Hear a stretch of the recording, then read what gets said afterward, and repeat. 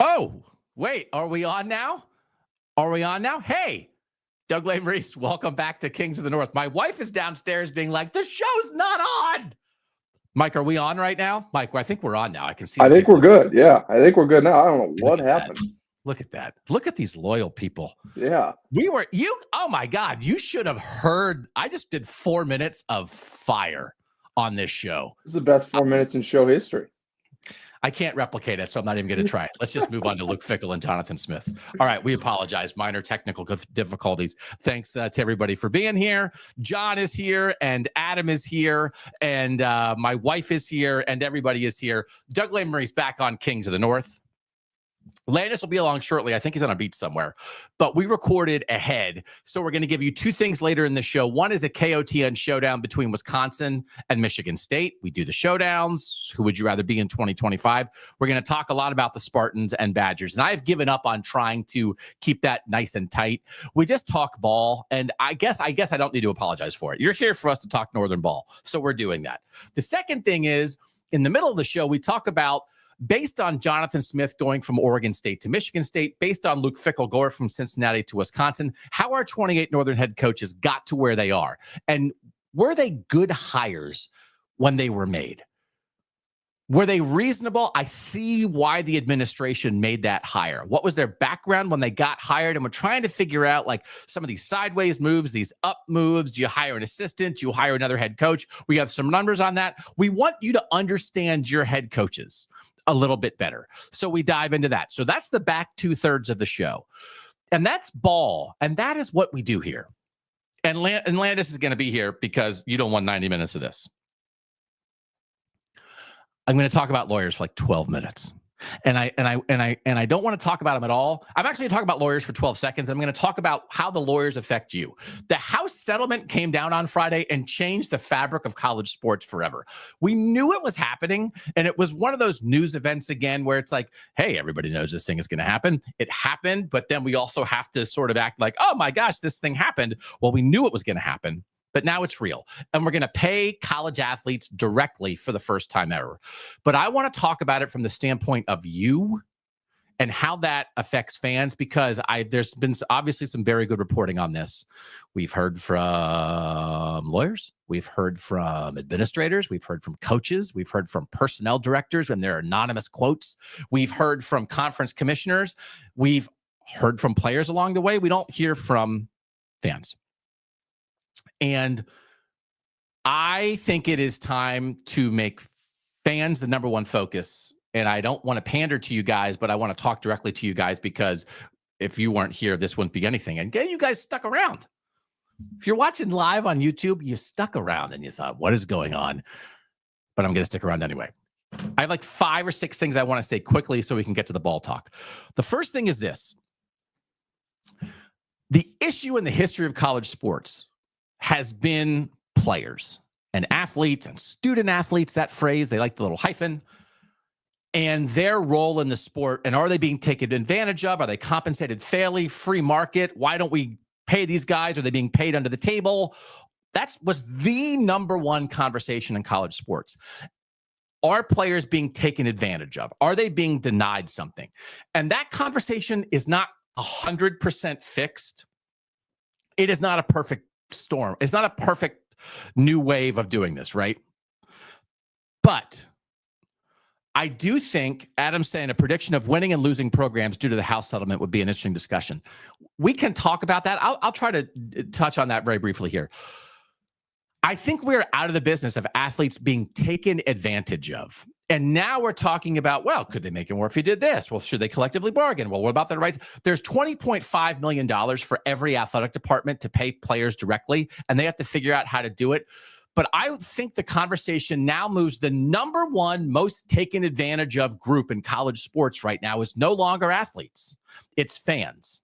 And so I am going to try, as we get back into college football and you go out and you talk to people, I want to try, because one of the things Greg Sankey, when we were complaining about the SEC yapping a couple weeks ago and the Big Ten not yapping, he made light of the good of the game conversation. And like, what does the good of the game mean? And other conference commissioners are saying, what about the good of the game? And like, why do I care about that on the SEC? Good of the game is code for fans. It's for the people who absorb the sport but are not in the sport. And so to be dismissive of that makes me super angry. And now we can focus on that. And that might be naive. That might be Pollyanna. But we've tried to be fan-focused here. But it really, I mean, I've been doing this for 20 years. And it's just like, well, I don't know. Like, should you pay the players? Should you not pay the players? Is it fair? And that's done. So we can change our focus a little bit. So that's my first point for how this affects you. The second point is this. I have always hated the idea when people act like college sports are ungovernable. It's like, well, what are you going to do? Every other sport has rules, but we can't have rules. I mean, everybody knows that you got to break the rules to win, and everybody breaks the rules like this. And if you don't acknowledge all the rule breaking, you're silly. And so I like structure. And all the conference commissioners got on a Zoom together this morning, and they were talking about the idea that they like that rules are here. And I think we as fans of the sport should welcome and like the rules also. And so I think we need to push back on anybody who is acting like college football, college sports can still not be governed. Because what was the phrase that everybody has used for the past couple years in this crazy in-between world as we started paying players, but there weren't any rules? Wild West, right? So now the sheriff came to town, and you don't have to love the sheriff, but like, don't you want a sheriff? And it's not, the NCAA is not the sheriff anymore. The power conferences, they created this whole new commission, and they got this guy from Major League Baseball to be in charge of it to enforce the rules. And everybody's saying this morning, the conference commissioners this morning are saying, we think people want rules. They want rules to follow. And so the Athletic had a really good, they've been doing some great reporting on this, along with a lot of other people. But there was a quote from a personnel director. And again, the personnel director are the people who put together the rosters for the college football teams, right? This is an anonymous quote from a personnel director. And it's talking about like they're going to have a clearinghouse that says like, well, if you have an NIL deal and it's for more than $600, you kind of have to run it through to make sure that it's okay. And somebody said, if you tell a booster or business owner that they can't give a star player $2 million, there will be lawsuits. There's no enforcing this. Fair market value, F Deloitte, because Deloitte is the group that's going to oversee this. This is going to get even crazier. F that guy. F that guy. Like, you're ungovernable. You're some personnel director whose job didn't even exist or matter until the last 2 years. And now you're like, you can't regulate me. You can't tell me what to do. F that guy. Because guess what? Structure's good. Rules are good. It gives people a foundation of how to go about your business. And then if we have to accept that college football is ungovernable, you can't stop people from just paying everybody what they want to pay. You can still do $500 handshakes, because if it's not a $600 deal, it doesn't go through this clearinghouse. But that like, oh, you can't stop anybody from paying $2 million to a player. Professional sports stop it all the time. You can't circumvent the salary cap. You can't make deals on the side. So like this idea that there are people out there who immediately, in a situation where we're trying to create structure for all this to be a little bit better, and their reaction is F that, F you. God, I hate those people. You're bad for the sport. And then some ADs, the Kansas AD came out on Twitter and basically said, this is ridiculous. These anonymous quotes are ridiculous. And then Travis Goff, and then Ross Bjork, the Ohio State AD, came on top of Travis Goff and said like, yeah, Travis Goff, get after it. So the ADs, they're not perfect, but they're trying to create a structure. So like on behalf of fans, I would say, don't you like immediately have an instinct to fight against the structure. Like structure's bad. Structure's good. A little bit of structure's good. God, those people are so aggravating. Lawyers. I follow too many sports lawyers on Twitter. They love the chaos. They thrived in the chaos. And in this situation where you're negotiating NIL deals and there's no limit to anything, they love that stuff. So they want the chaos because they can take advantage of the chaos. But don't give in to them either, right? There are lawyers who are talking about, I'm not sure that even eligibility is enforceable. So like, we're just going to have like 36-year-old people playing their 14th year of college sports. All this stuff is enforceable, right? Maybe it's going to take federal legislation. Maybe it's going to take collective bargaining. We'll get there one way or the other with that stuff. But the people who thrive on unenforceability, eligibility, I think you can sue if you can't get a 14th year of eligibility. No, you can't. It's college sports. You can't play it when you're 41. God, those people drive me nuts. So this is going to be like a salary cap and also not a salary cap at the same time, which I like. So it's sort of like Major League Baseball, no salary cap, NFL salary cap. It's kind of both, right? Because the direct payments, $20.5 million, that's regulated. All the athletic departments are doing the same thing. So that's the salary cap part. But then NIL is separate. So then you can go above in a separate pile, above the salary cap and do your own thing. I think as a fan, I think this is going to work. There's some really good stuff in here. It does affect you, but I think just again, as you're trying to wrap your head around it, that helps me a little bit. I'm getting wound up about this. Complaints.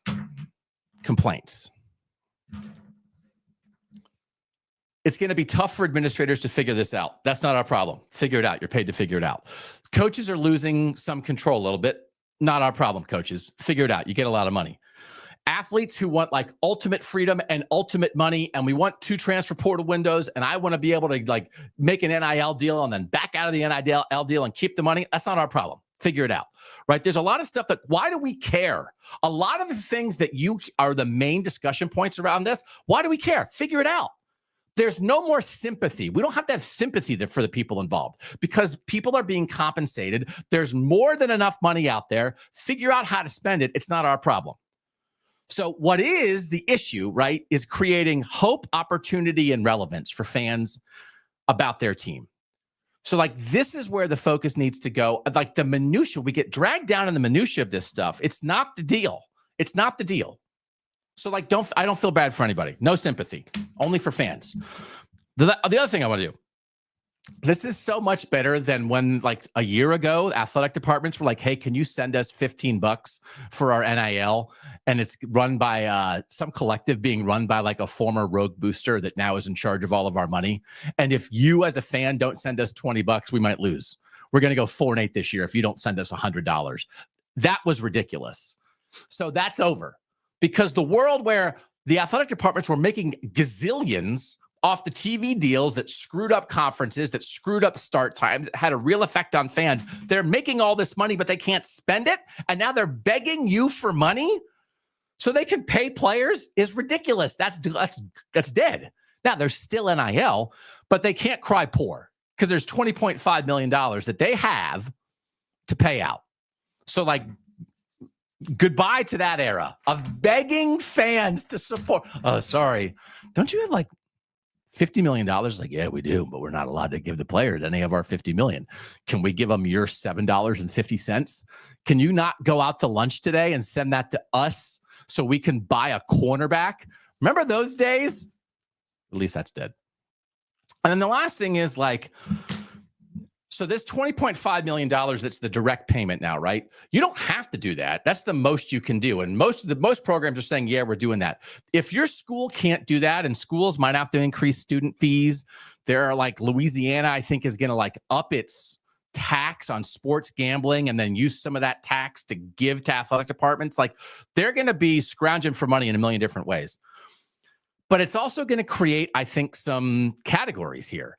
And there's like a lot of discussion like P4 and are you in the Big 12 or are you in the ACC? And like those designations are sort of forced on teams, right? But now athletic departments are going to be making choices. Can you pay the full $20.5 million or not? And if you can't do it, right, that is now, I don't want to use the word admission, but we're gonna have a way of like sort of looking at football programs and athletic departments in a certain way to understand like, well, who should compete at this level and who maybe is still playing those teams, but not as much as expected based on their own ability to pay. And I think that will be good for fans because it will help with expectations. It will help with, and I think it's one of the most important things for fans is what your team is capable of, what your team should be, and how close it gets to being that. And when it's very difficult to understand your own expectations as a fan for your program, it leads almost only to frustration. But if you now realize, well, you can pay $20.5 million, but my athletic department's not doing that, It just gives you a realistic portrait of where your athletic department is. And I don't even know like how you could necessarily be mad about that. If the money's not there, the money's not there. So I think there's going to be some reality that comes back into play for a bunch of fan bases. And I think that's better for everybody. It might be a harsh reality, but I'd rather understand where my team stands so I can then say like, well, am I mad at 7-5 or is 7-5 pretty good? Am I mad that the SEC treats the Big 12 as a second-tier conference, or is it like, well, by the money, there actually is some reality to that? I think it'll help. So anyway, I'm fired up. There's a lot. I think there's some coverage of this right now. There are people doing great work. I'm just sitting yelling at a microphone. There's some coverage of this right now that is minutia. That is, the coverage is to feed the people who are on the inside. And the coverage that is from the inside and aimed towards the inside, I have no interest in. How it affects the outside, because we're on the outside. We're not in college athletics. We're not paid by athletic departments in college athletics. So how it affects us, that's what matters. And they straightened out a lot of their junk. So maybe we can worry about fans right now. We'll get more into it where it matters. The idea of, and Adam says a CBA is where we're headed. I think that's where we're headed to, right? Where you negotiate with the players and then you divide up the money and then you can all create rules that serve everybody. There's the players' best interests. There's the schools and the athletic departments and the program's best interests. And you get to that through collective bargaining. I'm sure that's where we're headed, but we're on the way there. Like we're much closer to that than we ever were before. But like, I think we're out of the Wild West. And I don't know if you're love chaos, great.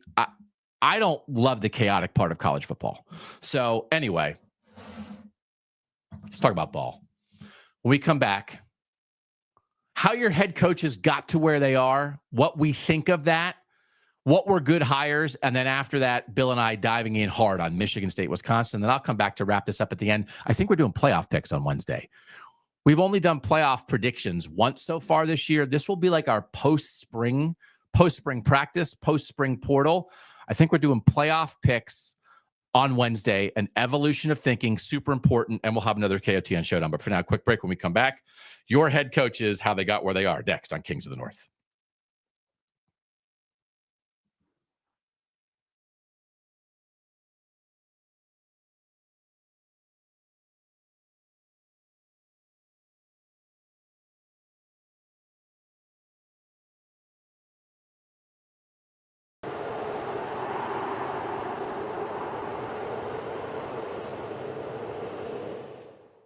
All right, Bill. So we want to talk about Wisconsin and Michigan State on this show, and we think that is an interesting Luke Fickell and Jonathan Smith conversation as those head coaches. Cincinnati to Wisconsin, Oregon State to Michigan State. So we want to take a brief look at similar coaching moves and sort of like where our coaches came from in the North, right? Our 28 Northern head coaches. And when we look at the profiles of how Luke Fickell and Jonathan Smith got to these jobs, how common or unusual is that, right? You and I both did some research on this. Yeah, I just think it's interesting generally to see where coaches come from and if there are any like trends based off where they come from and their success. I don't know that there are, but I thought I found some interesting stuff and digging into a little bit of that. I think in the end, I think there can be trends. Do you think you found anything that would affect decision-making for ADs? If you were an AD or you were advising an AD and they were saying, should we hire this assistant? Should we hire this former fired head coach? Should we hire this lower level head coach? Their background, is there something that you liked?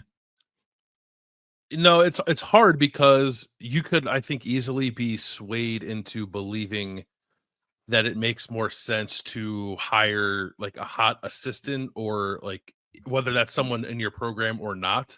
Yeah. But then the people you would hold up as the best examples of that are like Kirby Smart and Ryan Day and Dan Lanning and Dabo Swinney. And it's like, well, those four programs are really good. So I don't know. Yeah. Well, at least like three of the four. Maybe Clemson wasn't that before Dabo got there. So it's like, I don't know, that the clothes make the man kind of thing.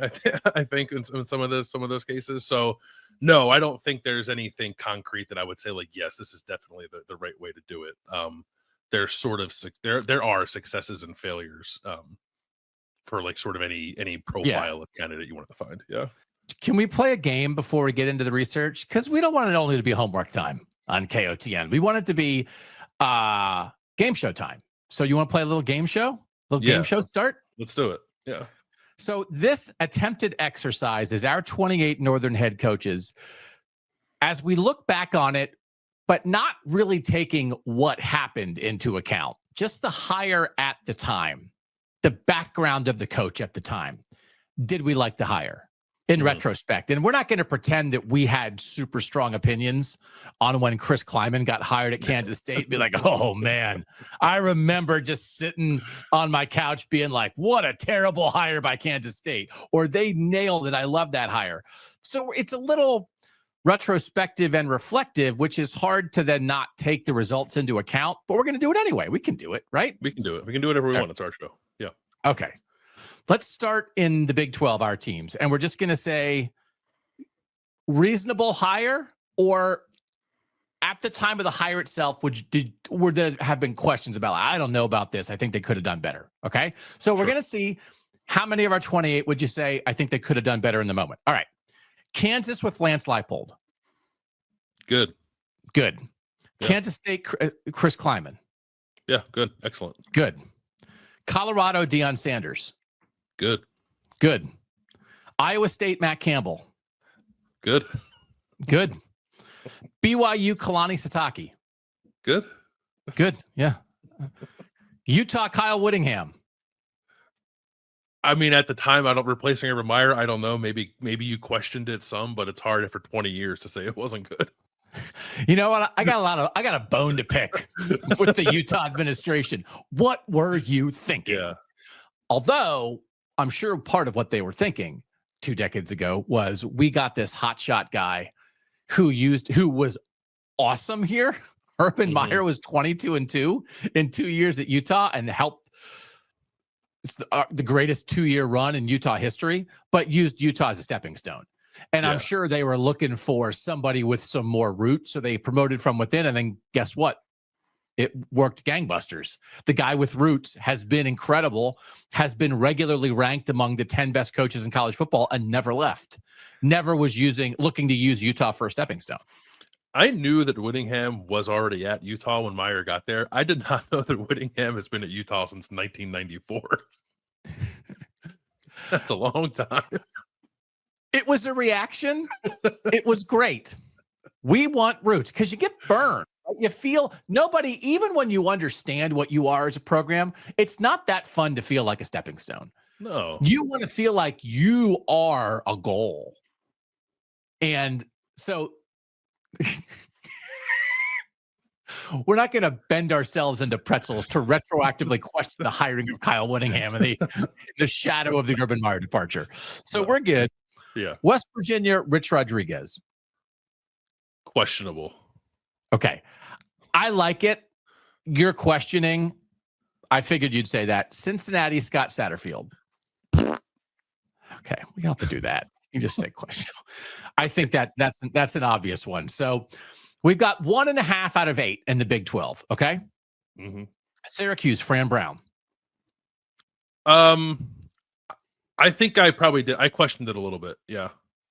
Okay. I'm going to say because you were all about it. I was more. I thought they needed like head coaching experience and like a proven program builder, and I was wrong. Yeah. They sort of had tried that like with Dino Babers and promoting a MAC coach who had succeeded. And so they took a swing on a guy who was a position coach, who was a really good position coach with Northern roots. Couldn't love it more. Yeah. But I'll put you down for questioning. Way to be honest. I appreciate you being honest with yourself and not just being like, I was on the Fran train from the jump. Bill O'Brien at Boston College. Yeah, good. I like that when it happened. Yeah, I liked it too. Pat Narduzzi at Pitt. Good. I think like incredibly just makes successful defensive coordinator in the footprint. Yeah. Guy with people say ice in their veins. He's got snowflakes in his veins. He's got snowflakes and hoodies and fall leaves in his veins. So yeah, we're down with Pat Narduzzi. Marcus Freeman at Notre Dame. I probably questioned that a little bit too. Just because it felt like they let the players pick the coach. The issue here is that just I believe in people, Bill. I really do. Yeah. I see the best in people, and so I was like, Marcus Freeman, can't let that guy out of the building. Can't let him out of the building. Thank you for being honest. Let's go to the Big Ten. Oregon and Dan Lanning. Good. Washington and Jed Fish. Good.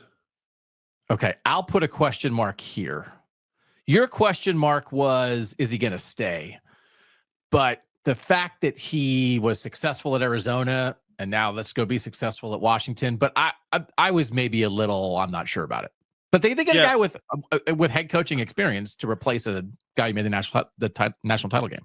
I was definitely concerned about him not being there for more than a year. So if that qualifies as questioning the hire, then that's okay with me. Iowa, Kirk Ferentz. I was 11. So I don't know that I had any opinion. I can just see little Bill Landis is like getting up the bat at wiffle ball in 5th grade and is like, by the way, for real, this guy who used to be the main coach, he's an NFL O-line coach. I can't believe Iowa didn't hire a Stoops. Anyway, bring that wiffle ball action to me right here. Yeah.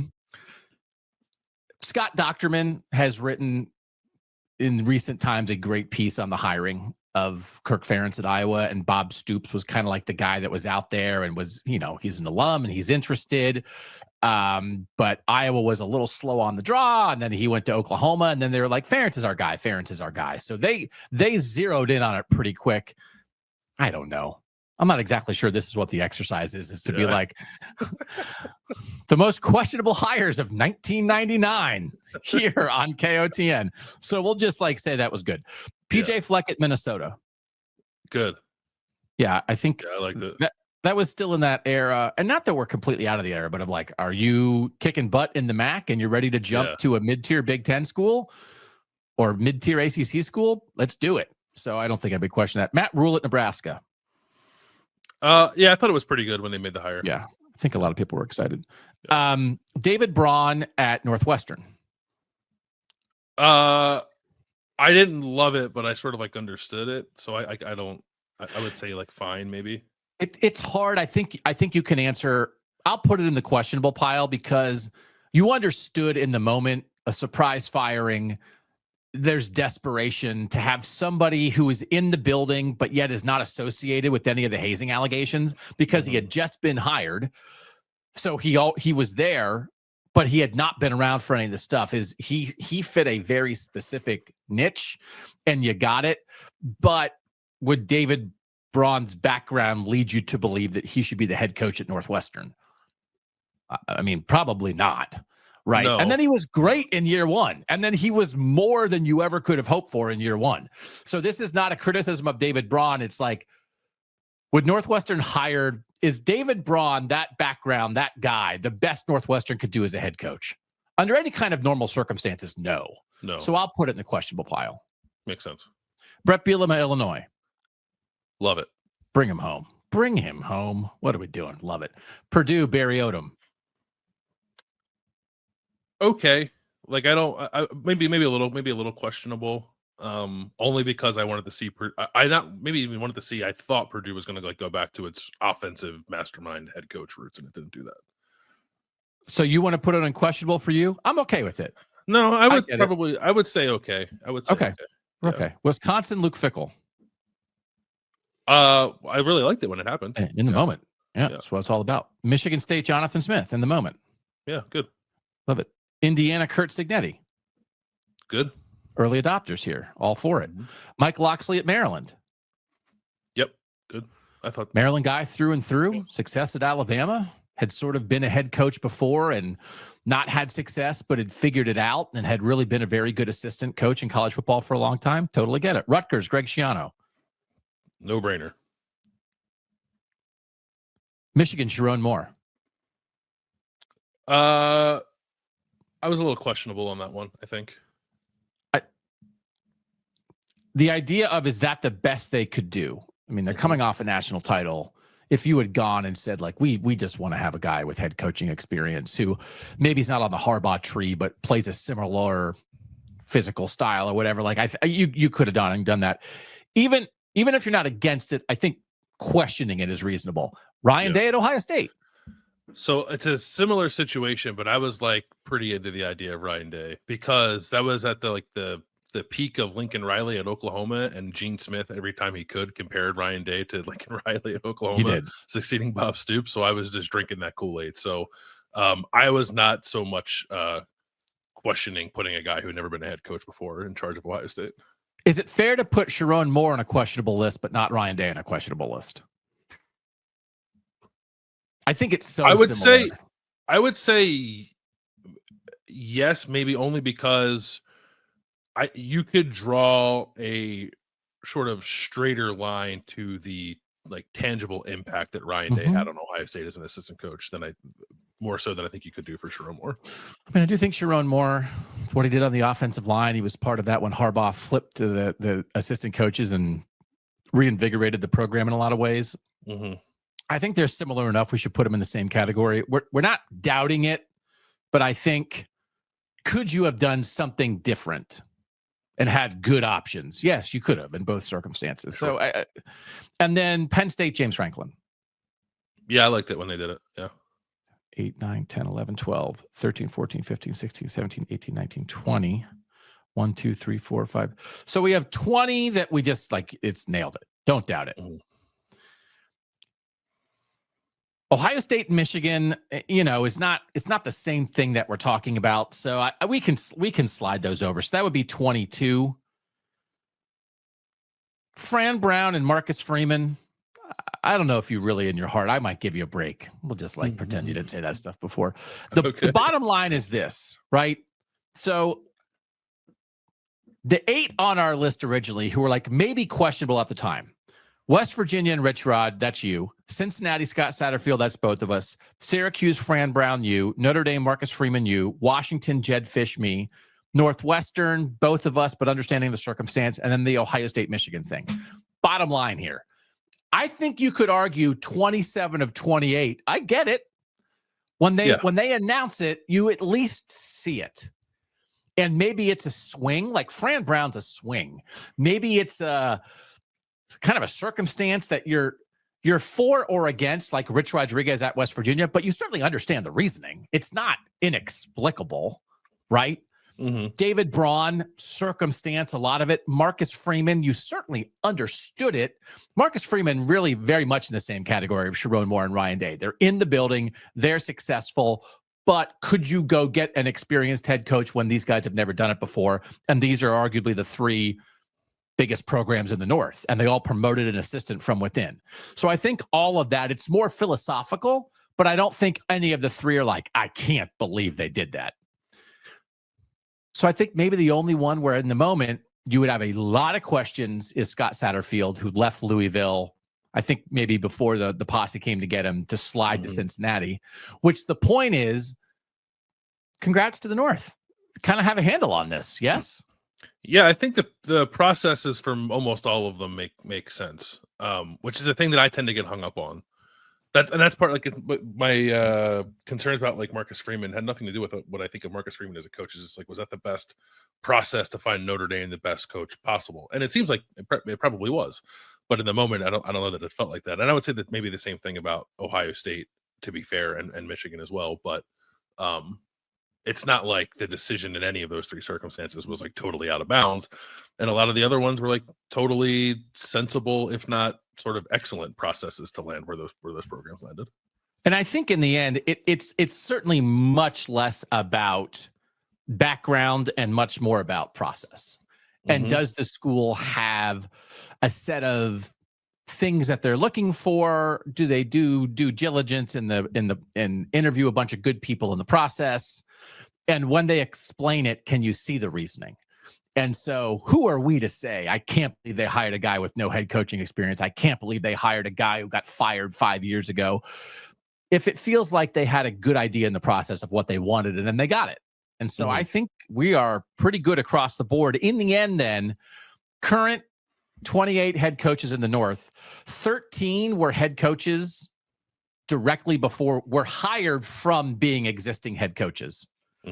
13 were hired being assistant coaches, whether that's promoted from within, like Ryan Day and Sharon Moore and Marcus Freeman, or whether that's Dan Lanning at Georgia getting hired at Oregon, that kind of thing. Kirk Ferentz was an assistant in the NFL when he got hired at Iowa. And then I fired and floating is what I called the other two, because this is where I put Brett Bielema and Matt Rule. That Brett Bielema was an assistant coach for the New York Giants. He was like the outside linebackers coach for the Giants, and he had been on the Patriots staff for a couple of years after he got fired at Arkansas. But he didn't get hired by Illinois because he was the New York Giants outside linebackers coach. He got hired at Illinois because he used to be the head coach at Wisconsin and Arkansas. And then the reason he was available is because he got fired at Arkansas. And the reason Matt Rule got hired at Nebraska is because he had been a successful head coach at Temple and Baylor, but the reason he was available is because he just got fired by the Carolina Panthers. So they were a little bit different there. Otherwise, it's promoted from within. It's assistants from other jobs. It's a bunch of like G5 step-up coaches. Which category did you put Schiano in? Schiano, I put assistant, because he was an assistant, was a defensive coordinator at Ohio State when he went back to Rutgers. So no, he had that weird year in between. He was remember he was going to go to the yeah. Patriots, and then he didn't work for the Patriots and was just kind of hanging out. So he maybe should have been fired and floating. But I mean, so some of these are hard. It's like, why did he get hired back at Rutgers? Well, he got hired back at Rutgers because he had been the head coach at Rutgers, right? Yeah. But also, why did he get hired at Rutgers to begin with? Because he had been a successful assistant coach at Penn State, right? So this is, not everybody fits all the categories. Clear step up guys like PJ Fleck from the MAC to Minnesota, Luke Fickell from Cincinnati to Wisconsin, Barry Odom from UNLV to Purdue, Lance Leipold from Buffalo to Kansas, Matt Campbell from Toledo to Iowa State, Rich Rodriguez from Jacksonville State to West Virginia. Again, Rich Rodriguez is complicated. In the end, there's no consensus. FCS guys, Chris Kleiman, North Dakota State to Kansas State, Deion Sanders, Kurt Signetti, right? We understand all of this stuff. So did you draw any conclusions from anything? Because you dug into this in various ways, and we're going to slide into some of the other coaches beyond the North that this applies to. Did you draw any conclusions about success? No, not really. Like some of the stuff that I pulled. So I was actually surprised by this, that only 30 of the current 68 Power 4 coaches were hired directly from head coaching jobs. I thought that number would have been a little bit higher. Okay. So we're still very much in a world where people, I think, tend to prefer hotshot assistants. Now, some of those coaches who are current head coaches were previously head coaches, then assistants, and became head coaches again. So I didn't count them. So there are more guys like Manny Diaz at Duke. Of the 30 who were hired directly from head coaching jobs, 20 of those coaches have been in their current job for at least 2 years. And of those 20, only 6 have a better winning percentage at their current job than they had at their previous job. Okay. That surprised me. This is interesting. Yeah. And as we get to a Jonathan Smith, Luke Fickell conversation, this is where it's interesting, because when you're hiring a previous head coach, right, and you're making a jump up from a G5 job to a Power 4 job, right? It's like, okay, well, that's how this works. That's how Bo Schembechler and Woody Hayes got hired, right? Like that's how this has always worked. But Oregon State to Michigan State is not really that, because that's still Pac-12 Oregon State. Cincinnati is technically that, but they made the playoff and now they're in the Big 12. Like I'm interested in these, I don't want to call them lateral moves, but they're not quite the same thing as a step up, where you're not There's really something in between. Yeah, it's something in between. Like you're sort of hiring the guy at the new school because he's done the same thing at the school he just was at. So you're not rolling the dice of, well, I hope he can handle the step up. I hope Matt Campbell and PJ Fleck can go from the MAC to Minnesota and Iowa State, right? Or I hope Deion Sanders can go from Jackson State to Colorado, or I hope Kurt Signetti can go from James Madison to Indiana. But if it didn't work, you could say, well, it was just too big of a jump. Like a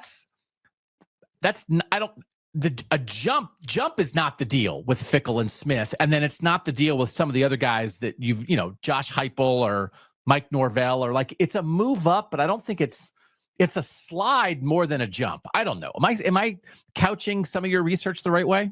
Yeah, I think I agree with you. I wouldn't know exactly how to characterize it. I would say, like, if you're going from the MAC to the Big Ten, I think you're living in almost an entirely different world, right? And Yes. I don't think that's true if you're going, back in the day for some of these coaches, like from the American Athletic Conference to a Power Four or at the time Power Five job. Like it's a move up for sure. I'm not trying to say that it's not, but the jump in resources and expectations is not quite as large as it is to jump from the MAC or the jump from the FCS, as some of those coaches did. So I think that's right.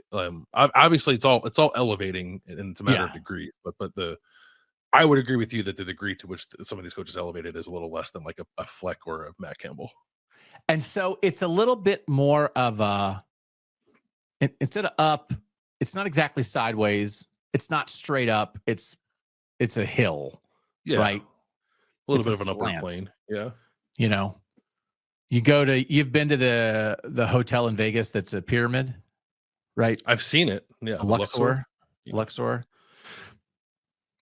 Their elevators run on a slant there because, and I always call them slantivators, and I know that's not right, but there's a different name for the Luxor elevators that implies that it is on a slant.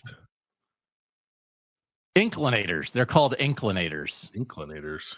Nice. Tell me slantivator is not a better name than inclinator. I like slantivator. Yeah. Don't they have those two in the Gateway Arch? Like there's elevators inside that thing that will go exactly straight up. Yeah. It's like, how you getting up there? You walk. It's like, no, I'm slantivating myself to the top of that baby. Right.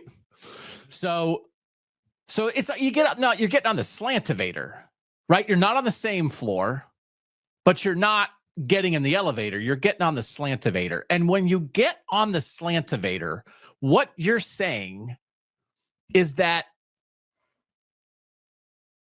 a lot of guys aren't better, right? That's what you're talking about. The winning percentage of stop 2 is only higher for 6 of the 30 guys, right? Yeah, and I guess like some of those, not all those guys were like, that list includes PJ Fleck. He might be includes some elevators. Okay.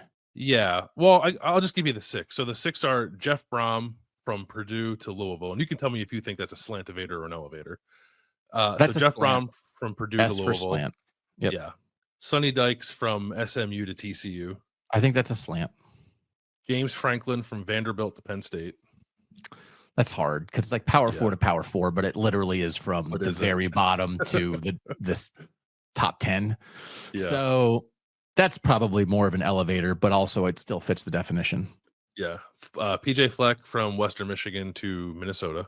That's probably a little more of an elevator. Yep. I actually was surprised by this. Brian Kelly has a better winning percentage at LSU than he had at Notre Dame. Look at that. God, that guy just understands the business, doesn't he? And then how to make your way as a head coach. Just follow the Brian Kelly path. The last one is Lane Kiffin from FAU to Ole Miss. Oh. That's a pretty big step up. But he also was previously a power head coach too, so that's a little difficult. Yeah, a lot of these guys don't fit easily. What we're trying to get to is whether Fickell and Smith should work, right? Yeah. And some of the other guys that you mentioned as a cohort here, right? Josh Heupel, Mike Norvell, who, as we're trying to figure out Fickell and Smith in the modern day with the moves they made and whether they should work, who are the most comparable guys right now? Yeah, I looked. So Sonny Dykes was one of them. He's the only one of the 4 that I looked at that is actually better at his current job than he was in his previous job. But that's also a little. So he was 30-18 in 5 years at SMU, and that's a 625 winning percentage. And he's 27-13 at TCU, which is a 675 winning percentage. So it's slightly better, but he also inherited a monster his first year at TCU. They went to the national title game. They won 13 games, and then I think 8 guys were drafted off that team. So that's none of these guys made their move and then inherited a roster that was as good as that TCU roster was for Sonny Dykes in his first year. So he's the only one of the comps that I looked at that is actually better. Josh Heupel is about the same, which I think is actually a marker of success. Okay. He won 78% of his games in 3 years at UCF and he has won 71% of his games in 4 years at Tennessee. So like he's not better technically, but I still like you're practically even. That's pretty good. The other two that I looked at were Mike Norvell, who you mentioned. He won 72% of his games at Memphis, and he has won 55% of his games at Florida State. He's had 2 very good seasons and 2 very bad seasons at Florida State. And then the last one was Billy Napier, who won 77% of his games at Louisiana and is 500 in 3 years at Florida State, or at Florida, excuse me. Okay. I feel like I was looking kind of historically at coaches. I don't know. It's interesting examples of these slantivator moves, right? I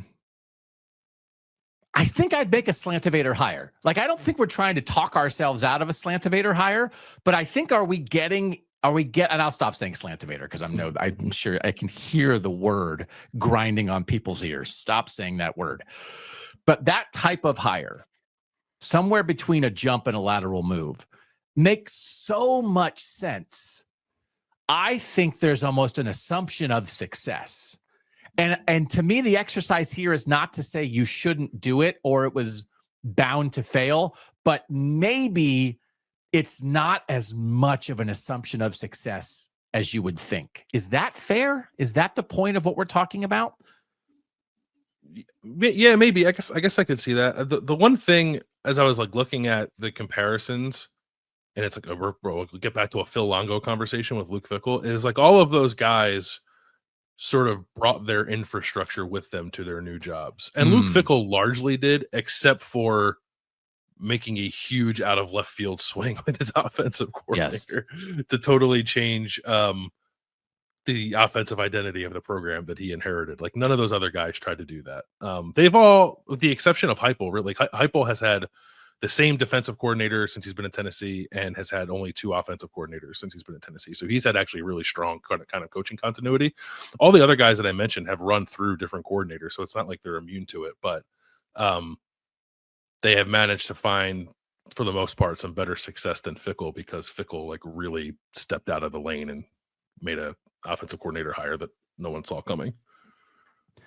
So just looking at some guys over time, Jackie Sherrill at Pitt in the 70s,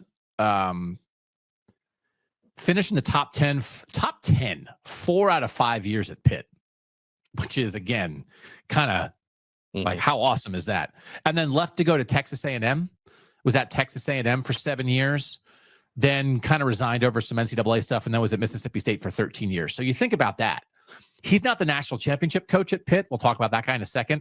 But he is a gigantic winner at Pitt and then just left for oil money, which is like, what a hire for Texas A&M. Johnny Majors won the national championship at Pitt in 1976 and used it to get the job at Tennessee, which was his alma mater. So he went Iowa State to Pitt, 4 years at Pitt, wins the Natty, goes to Tennessee for 16 years.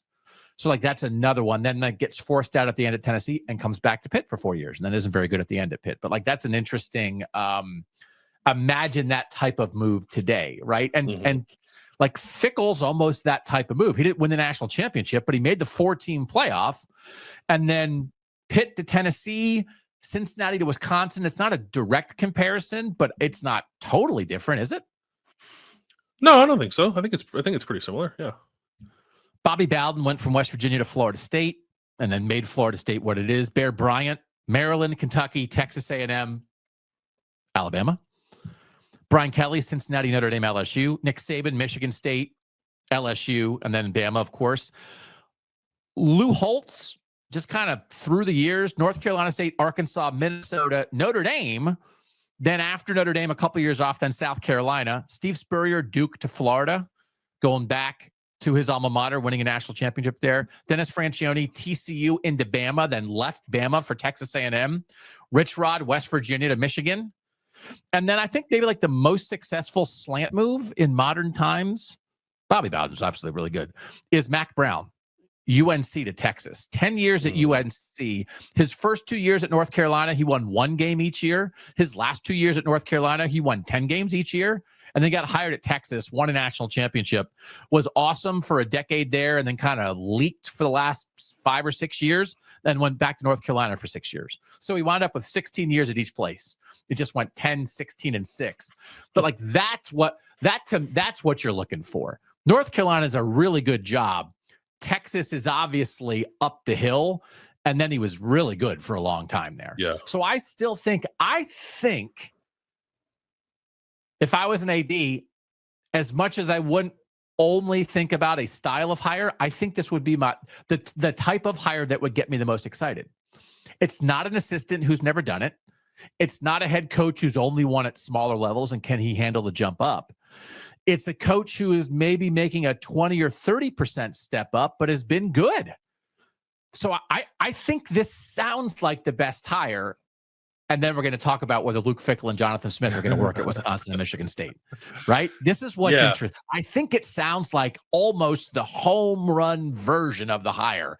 That's the kind of coach I want to get.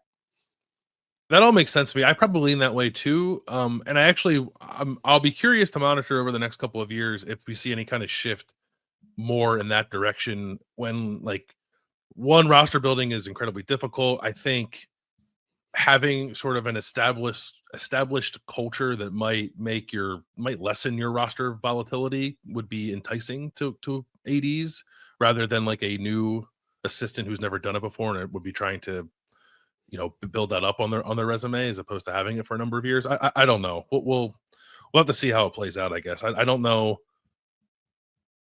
Like our new Northern coaches this year, Barry Odom had been a head coach previously. Rich Rod obviously had been a head coach previously. Is that it? Is it those two? Yeah, I think it's just those two. Yeah, for the new hires. So, yeah. I don't know. I think maybe people will be interested in more slants moving forward. Yeah. So the last thing that we just want to touch on briefly is that Cincinnati has been such an incubator for head coaches. When you think about Brian Kelly, Mark D'Antonio, and Butch Jones, Brian Kelly goes to Notre Dame from Cincinnati. Mark D'Antonio goes to Michigan State. Butch Jones goes to Tennessee. Now Luke Fickell is doing it at Wisconsin. This is also one of those where it's like, if you're the AD, it's like, I don't know. This is sure seemed to work for a lot of other people. Let me just throw this out here. Luke Fickell, 7-6 in year 1, 5-7 in year 2. Not good, right? Butch Jones, when he left Cincinnati, his first 2 years at Tennessee, 5-7 and 7-6, and then he went 9-4 the next 2 years and finished in the top 25. Okay? And then he got fired. So he lasted 5 years and got fired, but we're just saying, okay? Mark D'Antonio makes the move from Cincinnati, goes to Michigan State. First 2 years, 7-6. First 3 years, 7-6, 9-4, 6-7. The first 3 years at Michigan State for Mark D'Antonio. He then wins at least 11 games, 5 of the next 6 seasons. Okay? Brian Kelly goes from Cincinnati to Notre Dame. 2010, 8-5. 2011, 8-5. 2012 makes the national championship game. So it hasn't been great for Luke Fickell, but when you look at the 3 Cincinnati coaches who made the jump before him, none of them were gangbusters the first 2 years, and then they got it going. So does that mean anything to you? That Luke Fickell better get it going. Luke Fickell needs to get it going this year. It's always one of those, does past history create a demand and a burden, or does it create a reason to believe, right? That, hey, don't give up on Luke Fickell yet. Look at these other guys. Or your response is, it's go time. It's go time because Wisconsin in 2025 lives in a different world than all those other teams where you're looking around and thinking like we should be in the playoff. And instead they had a losing season for the first time in 24 years. Yeah. And we'll get into a little more specifics about Luke Fickell's situation that doesn't exactly apply to anything previously. But can I just say, so we're going to do Michigan State versus Wisconsin KOTN Showdown here. You did Michigan State. I did Wisconsin. Can I just throw out there before we make this transition that the 6-7 year for Michigan State in year 3 of Mark D'Antonio before it got going could be super duper relevant here.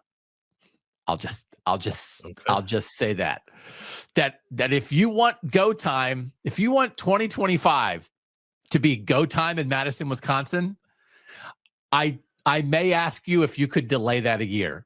Go time is under construction. Okay. We're going to play in go time during the construction, but like 2/3 of the seats are unavailable and there's no scoreboard or concession stands. So we're just having a bake sale from the local high school and tap water. But in 2026, go time will be fully functional. If you can just hang on, maybe that would be my message to everybody. Okay. But let's also leave on this note. There was a time, certainly, mostly as it applied to the Big Ten, as I followed college football back then, when I thought, and I think many people thought, the Big Ten was not particularly good at hiring college football coaches. And this is where you can get tied up in knots about the salary structure of college football, which is driven by the South and demands a Northern response. And that can be very frustrating at times. And then the discussion about realignment and TV contracts and all the things that you sacrifice, right? Which had me practically in tears and with an upset tummy on a recent show. This is actually one of the areas in the North where this is what the money's for. Because I do think the North is significantly better at identifying and hiring coaches and then being able to pay good people to take their jobs than maybe they were 15 years ago. Okay. I think that's true. Which is, I think, evidenced by I don't think there would have been a time necessarily 15 years ago where we would have gone 27 of 28 with like, yeah, no, we got it. We get that reasoning of the hire. I just don't think that's where we would have been. I think we would have had 4, 5, 6 maybe situations where we would have had real questions about it. Yeah, there's some in this project you and I are working on that we keep alluding to. Like we've had to look back at some coaching decisions over the last 25 years, and there are definitely a couple of head scratchers in there that I don't think it doesn't feel the same way now as it did. Yeah. Okay. All right. Quick break. When we come back, time to dig in. It's a KOTN Showdown, Michigan State Spartans, Wisconsin Badgers. Next on Kings of the North.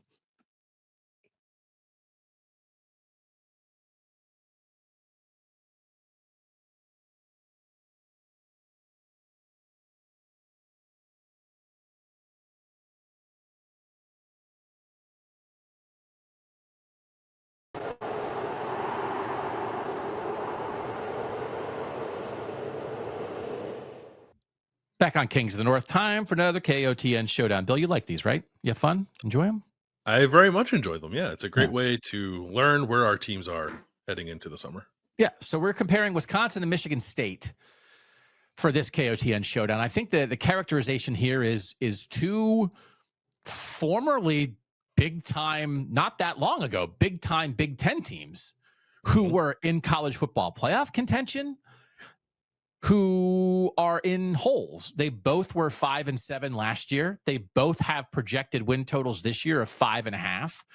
I think we talked previously about the idea that they are so important to the future of Northern football. So I do think this is some of our KOTN showdowns. You try to figure out like, why are you comparing BYU and Indiana? I don't know that there's much question about why we're comparing Wisconsin and Michigan State, because I think they are in very, very similar positions, both in the far past, the recent past, the present, and the possible future. They're incredibly similar. Yeah. And they're both sort of, it's a race between the two to see who can get back to Big Ten relevance, I guess. Yeah. Right? Where they were not, it wasn't that long ago that both of them were in that stratosphere. Yeah. Yeah. So you can see it. It's not fanciful to imagine it. Do we want to make a projection here that within the next 4 years, one of them gets back to that, but maybe not both? I don't think both will. Yeah. I could see one. I'm not sure that it's exclusive. I don't know that it's the idea that there's not room for both. I think you could have argued that at times in the past. People have made arguments like, well, Michigan State, Mark D'Antonio, they were really good right when Michigan was down, right? It was linked a little bit, but it was also Michigan State taking advantage of the Brady Hoke and Rich Rodriguez eras. And Mark D'Antonio was like, I know how to do this. I know exactly who we are and what we need to do. And Michigan State was great. So somebody has to lose. So it's hard to be in a position where it's like, well, Illinois is good and Indiana's good and Iowa's good and Nebraska's going to be good, but also Michigan State and Wisconsin are going to be good. It's like, well, someone's got to lose. Right. Somebody has to lose games, which is why the SEC only wants to play 8 conference games, because they understand math just enough to realize that when 2 conference teams play, one of them has to lose. But I don't know that that's exactly what we're talking about, that there's only room for one of these. But I just think the idea of what's at place at both schools now could work. Yeah. But also maybe won't work. Sure. Quarterback. I'm not convinced either is definitely going to work. Yeah. No, there's not a lot of definites in this conversation, are there? No. Other than I'm definitely unsure about this. Yeah. Quarterback. I'm doing Wisconsin. You're doing Michigan State. I'll start. Okay. We talked on our most recent KOTN showdown between Michigan and Utah about how the quarterback situations at those 2 schools basically destroyed their seasons last year. Wisconsin is in that exact same boat to me. And I think Wisconsin arguably has been as destroyed by quarterback situation the last 2 years as any program around. Now, it was much worse last year because in 2023, Tanner Mordecai, the starter, got hurt, but then he came back and he missed a couple games in the middle of the year. He still made 10 starts, played most of 9 games. Braden Locke, the backup, had to play most of 4 games. But last year, Tyler Van Dyke, the Miami transfer, got hurt. I was at the game, Alabama at Wisconsin. He got hurt in that game and never played another snap for Wisconsin. So Braden Locke, the backup, had to play 10 games. And here's the deal. For all the problems Wisconsin has, and Luke Fickell is kind of on the hot seat, and they fired Phil Longo, the offensive coordinator from last year, and they are getting back to their roots. And there's a lot of this, Bill, as we discuss this, it kind of feels like Wisconsin has a new coach. There's a lot that's happening there that just feels like, what's the difference between this and what Kurt Cignetti and Fran Brown were doing last year? What's the difference between this and what Purdue and West Virginia are doing this year? There's not a lot.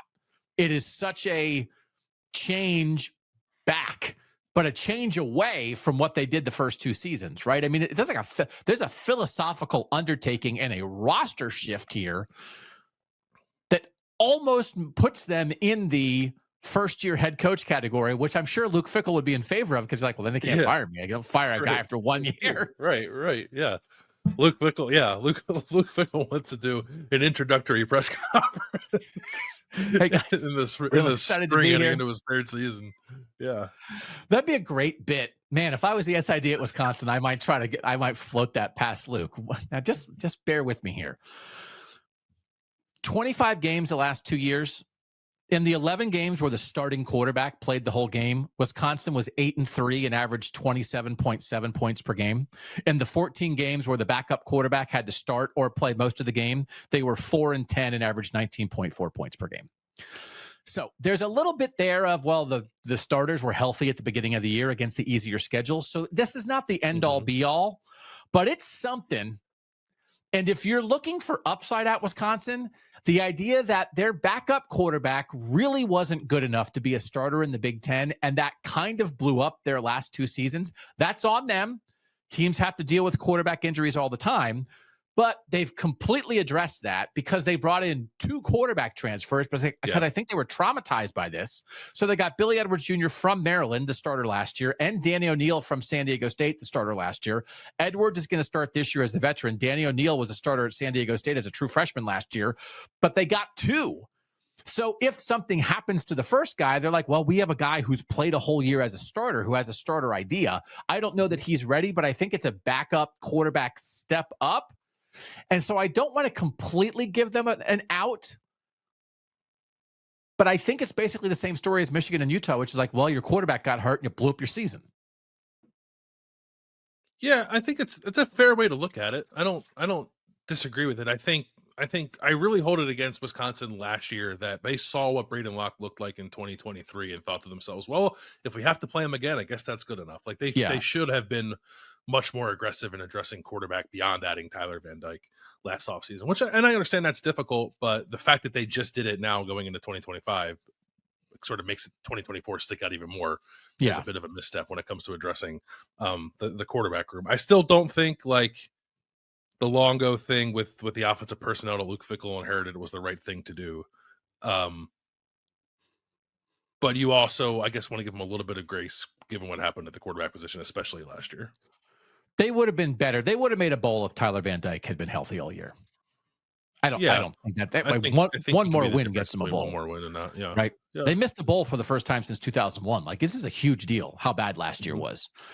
So I think maybe if Tyler Van Dyke was healthy and played to his capabilities, they could have been a 7-5 team, maybe an 8-4 team instead of a 5-7 team. I mean, they gave Oregon a game. If everything is the same about that Oregon game, but they have Tyler Van Dyke at quarterback, they think they beat Oregon that night. And then think about what that means. Like, that's where Wisconsin would be right now if they beat the last unbeaten team in college football. So it's not an out, but I do think it sets up how much better quarterback should be this year. Billy Edwards, the starter at Maryland last year, the transfer. People thought originally he was going to Michigan, winds up at Wisconsin, the transfer portal. Last year, he got overused at Maryland. He was tied for 13th in the Power 4 at pass attempts last year, which is a lot. He threw as many passes. He got hurt at the end of the year, so he only played 11 games. He threw as many passes in 11 games as Will Howard at Ohio State threw in 16 games. Yeah. And he's had a good first half of the year and a bad second half of the year. And I think part of that part of that reason is because they ask too much of him. He's kind of a game man. I mean, I don't know that he's a game manager, but he's not a guy you want to put a ton on. And with what they're going to do this year at Wisconsin and getting back to running the ball more, they're going to try to be balanced, but they're not going to put as much on him. So I think he is there. Billy Edwards Jr. is at Wisconsin to keep people from getting fired, to allow them to get to the future, which might be Danny O'Neal, who's going to be the backup quarterback this year, second-year college football player. He's from Indianapolis. He transferred to be closer to home. And then they got Carter Smith. They got Billy Edwards Jr., who maybe was going to transfer to Michigan. Carter Smith was committed to Michigan right up until Bryce Underwood flipped. So then Carter Smith from Florida was looking for somewhere to land. He's a pretty good quarterback recruit for them. Yeah. So that room is pretty good. And Billy Edwards Jr., I think if they ask less than Maryland did, can help them navigate this, and then the quarterback room is reset a little bit. So I think the quarterback position is in decent shape. And all spring, Fickell and other people have been talking about Billy Edwards as a leader, the veteran presence, all that kind of stuff. He can still get loose. I saw a report he threw 4 picks in practice one day late in spring. He'll get a little loose on you still, but he's been around the block. Right. And so I think he's a good ad, and I think I can see the plan. They just have to survive this year. There's stuff to like with Billy Edwards Jr. for sure, including his mobility. And he's a tough runner too. Even the 2 years ago, before he became the starter, when Talia Tagovailoa was still there, they brought in Billy Edwards a lot in short yardage to just like run the ball and do QB sneaks and finish drives, that kind of stuff. So he brings that element too. I think he'll fit probably pretty well with what they want to do on offense with now Jeff Grimes as the OC. And I think, in the spectrum of game manager to whatever superstar, Billy Edwards is probably squarely in the middle, or maybe even a little closer to game manager, as you said. But if Wisconsin had a healthy game manager last year, they maybe would have been 8-4. So I think that is probably fine for where Wisconsin needs to get this year. And if he can be a stabilizer and a bridge to something better, then that, I think, is something Luke Fickell would sign up for. PFF Power 4 quarterback ratings last year, Braden Locke, who played most of the season for Wisconsin, was 73 out of, I think, 79 rated guys. Billy Edwards, you want to guess where he was? 3rd.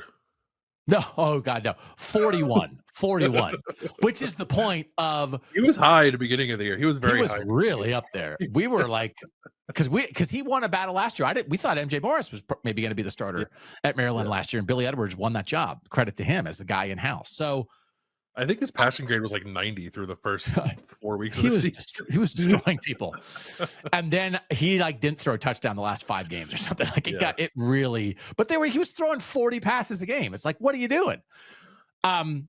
that I think is the point. If their quarterback play can go from 73 to 41, they'll be back in a bowl, I think. Mm-hmm. And then I they would can think so. hope Well, that we'll talk about the schedule. But we'll talk about the schedule and some other stuff. Don't hold me to that. yeah, They'll be more competitive offensively if they can I think do that's that. the right way to say it. Yeah. And I think if he can be the 40th best quarterback in the Power Four, I think that's a win for Wisconsin, and they would take that. And I think that's possible. Yes? Yes. Okay. Yeah. More upside at Michigan State at quarterback? I would say so. Yeah. I think over the course, I love Aiden Childs. He's back at Michigan State to start for the second year. He's in his third year with Jonathan Smith and Brian Lindgren, the OC, who he was with at Oregon State. Over the course of last season, I would say that I probably became less enamored with him sort of week over week. I was going to use the phrase fell in and out of love. Well, I was just gonna say, like, in the process of digging into this conversation, I think I might have fallen back in love with him. Oh, I love it. Love is in So the air. Spring. you can look if you look at the stats, like they don't, nothing pops, right? Like fewer than 60% completion rate, 13 to 11 touchdown to interception ratio is not good. I looked at Northern quarterbacks who had at least 100 dropbacks last season, and Childs had the fourth highest turnover-worthy play rate behind Isaac Wilson at Utah, Braden Locke at Wisconsin, and Eli Holstein at Pitt, who all got super loose with the football last year. And Aiden Childs was want to do that, I guess, last season for Michigan State. But if you watch any Michigan State game from last year, I would say maybe almost any Michigan State game from last year, he'll make like 5 throws in that game that you're just like, yep, that's it. That's my guy. There's a lot to work with there. And I was reading like an excellent sort of like charting breakdown of what Childs did last year by Corey Kinnan, who's a draft analyst. And some of the underlying numbers on Childs' accuracy are actually quite promising, even if the overall completion percentage does not blow you away. And if you look at sort of his game log and how the season progressed for him, he was super loose with the ball early on in the year. The last 3 games, he didn't have a turnover-worthy play, which I thought was noteworthy. Those are games against Illinois, Purdue, and Rutgers. Michigan State only won one of those games, but he threw 5 touchdowns and no interceptions in those 3 games. So I think you saw some growth from him too. He needs more help. I don't think – it turns out that he, as a first-time full-time starter at 19 years old, was not equipped to elevate a rather bad Michigan State offense in a way that could have made that season something more than it was. But I still think within that there was a lot to like there, and I think they put better pieces around him, notably on the offensive line. He's now in his 3rd year in the system, which I think helps. I think he's probably a little more confident. They have a new quarterbacks coach in John Boyer, who was with Childs at Oregon State, and Childs was talking a lot in the spring about how they have a really good connection. He's excited to work with him again, and he thinks that there's going to bring that will help bring out even better play from him. He's super young for like he'll play this whole year at 20 years old, basically. Okay, 3rd year in college. Wow.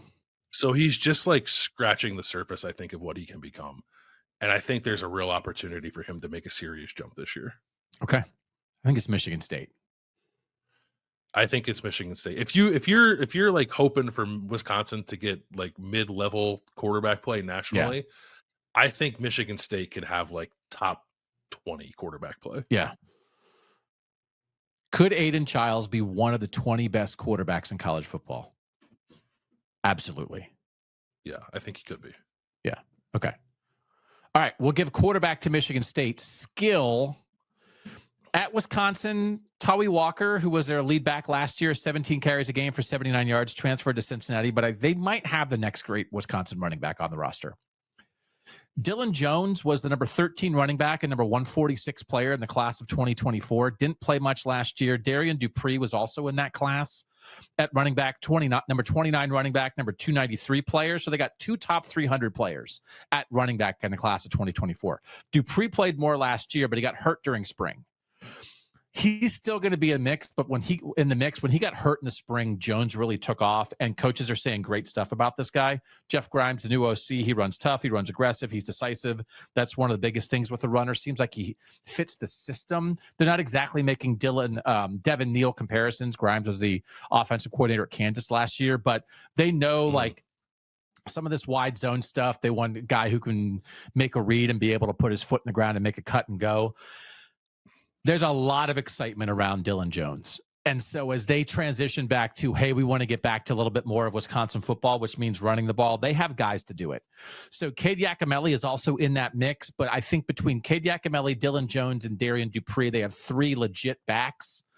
And I don't think it's crazy that Dylan Jones makes a jump and is like a 20 carry a game guy and a very good Big Ten running back. I mean, he's like a huge recruit. And we've seen, like, this is like, I don't think if they were trying to get back to their Wisconsin roots and they were saying, well, we've got this 5th-year guy who has, 512 rushing yards in his Wisconsin career and averages 3.9 yards per carry and has been a 2nd or 3rd string guy. It's like you want to get back to who you've been. Well, okay, do you have the guy or guys who can do it? I think they do. And I think Dylan Jones showed that and got people excited about it this spring. So I think like that's hugely important for Wisconsin, is it not? If you couldn't point to a running back, I think it might be like, that's it. It's been fun. Good luck, Luke, but it's over. Until somebody proves to me otherwise, good running back play is essential at Wisconsin. So if they're getting back to that and they have some guys, that's great, because they didn't have it. I mean, I thought Tommy Walker was actually pretty good last year. He was good. He was solid. Very good. And Luke Fickell had Braylon Allen this first year, but so it's not like they lost it necessarily. But I'm glad that it's continuing. Yeah. So physical can also break away, like real good opportunity there. Tight end, Tanner Koziel, Ball State tight end, transferred there, stayed for the spring. It seemed like wasn't a good fit, and he left. So he's one of those transfers that left without playing a snap. He transferred to Houston. That was a big loss. He had 94 catches for 839 yards at Ball State last year. And then instead they brought in Lance Mason from Missouri State, who had 34 catches for 590 yards. At Missouri State, he's solid. It's a good pickup, but they went from holy moly, Wisconsin got one of the best tight ends in the portal to like they got a solid guy. And then, but at receiver, Vinny Anthony and Tretch Kekahoon are both back. They were their number 1 and number 3 receivers from last year. Will Pauling, who was number 2, transferred to Notre Dame. And then they got Jaden Ballard from Ohio State, who has been at Ohio State, never really produced, but is sort of a classic deep ball threat. And so I think between the 3 of them, they feel like they have 3 Big Ten starting caliber receivers. They'll be okay at tight end, and I think they'll be good in the backfield. But that starts to sound like Wisconsin of old. It's like, I think they'll be okay throwing it, but I think they can run the ball pretty well. So I think that's what their skill fits. Yeah, I like Tretch Kekahoon. And he was going to leave and he came back, so that was good for Wisconsin. That was a good save. Jaden Ballard's interesting to me, and I will not say that these guys are the same players, because Jamison Williams showed more productivity in his short time at Ohio State than Jaden Ballard did in 4 years at Ohio State. But Jamison Williams is like a guy who could only run one route, and he just never really broke through at Ohio State, and he left them with Alabama, and Alabama found a way to make that work, obviously. Jaden Ballard is a guy that can kind of only run one route, and that is the go ball. But maybe Wisconsin can find a way to make that work, and he'll have much more opportunity there than he was going to get at Ohio State. Run the ball and chuck it down the field 3 times a game to Jaden Ballard. That could work. Yeah. I'm willing to see if it can work, for sure. Yeah. All right. Give me some Nick Marsh. I want to hear some Nick Marsh talk for Michigan State. Yeah. We'll start with the running back quickly for Michigan State. Interesting approach, a patient approach, I guess I would say, because if you looked at what Michigan State lost in Kyron Lynch-Adams and Nate Carter, who were like the number 1, basically 1A, 1B running backs, I'm not sure, they're both gone. Michigan State did not go load up in the portal on running back. They added 1. They added Elijah Tolliver from Sacramento State. Good player, experienced guy. He's got 3,000 career all-purpose yards, including more than 1,500 rushing. He's also good in the return game. He's going to be the number 1 running back, it seems like, but then they're just kind of riding with guys that they've recruited and developed behind him. There are 2 backs who are second-year players, Brandon Toulis and Mekhi Frazier, who were both Oregon State commits, who then flipped to Michigan State when Jonathan Smith got the job. They're both from Texas. Neither one of them played a ton last year, but they played a little bit. I think they might have each gotten 7 carries. They didn't play a whole lot. But they were on the field some, and I think Michigan State would like to see both step up this year. They're describing them as sort of like a thunder and lightning pairing. Toulis is Okay. bigger and physical, and Frazier is like pretty shifty and has good speed. And then there's a fourth guy there, Jace Clarizio, is a true freshman who's from East Lansing, who was committed to Michigan State, flipped to Alabama, and then flipped back to Michigan State. And they think he's got some real upside. So I think between those four with Tal Tolliver at the top, they feel okay about running back. And I think I would too, even though there's some youth there. Nick Marsh, you mentioned him at receiver. He's a stud. He was excellent as a true freshman last year, just like a big play machine in an offense that, struggled to generate big plays, but when they did, it typically went Nick Marsh's way. I think he'll be awesome again this year. He and Aiden Childs seem to have a great rapport. He just needs more help around him, and I think maybe they got it this year. Michigan State lost a handful of receivers. 6 receivers transferred out of the program, 4 transferred in. I think the most notable transfer in is Omari Kelly, who is from Middle Tennessee State. He was a first-team All-Conference USA player last year as a receiver. He was actually second team as a punt returner. There's another guy who's got some upside in the special teams game. I think he'll be number 2. He started his career at Auburn, so he was a former Power Conference player, was really good at Middle Tennessee State. He can play in the slot. He can play outside. He's got some after-the-catch stuff that I think Michigan State desperately needs. And then the third option at receiver is kind of pick your guy amongst a bunch of transfers. Evan Boyd from Central Michigan, Krishawn McCray from Kent State, Rodney Bullard Jr. from Valdosta State. Bullard was the most productive of those guys in Division II last year on a team that reached the national title games. McCray was Kent State's leading receiver last year and third in the MAC with 9 touchdowns. He averaged 6 yards after the catch per reception, so he's got some after the catch stuff too. I don't know who the third option is going to be, but behind, like, Marsh is great. I think Kelly will be good. And between the 3 other transfers they brought in, I think Michigan State will be okay at receiver and might even have a little bit of depth there. And then at tight end, Jack Velling is back. Jack Velling came from Oregon State. He was third on the team in targets last year with 60, had 36 receptions for 411 yards. I think he's got some more receiving production in him.